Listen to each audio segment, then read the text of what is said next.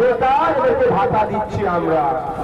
মানে এটা আমাদের লজ্জার বিষয় যে আমার 1 কোটি বাঙালি ছেলে মেয়েকে এই রাজ্যে মমতা ব্যানার্জি বেকার বলে ঘোষণা করে তারা 1,500 টাকা দিচ্ছে।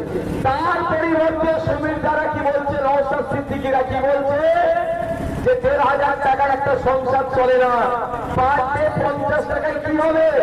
সেই ছেলেটিকে বিয়ে করবে না, পরিবার পরিজন হবে না, পরিবার পরিকল্পনা করতে পারবে না। তার পরিবর্তে একদিকে জোড়া ফুল 1,500 টাকা দিয়ে বেকার করে রাখতে চাইছে চিরজীবনের মতো।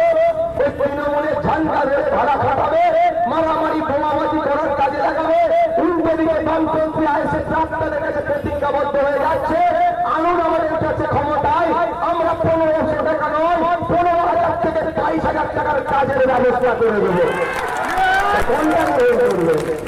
29 এপ্রিল 4টা তারা চিহ্নটাকে গ্রহণ করো, জগৎবল্লভপুরে খান চিহ্নটাকে গ্রহণ করো, উলুবেড়িয়া পূর্বে খান চিহ্নটাকে গ্রহণ করো।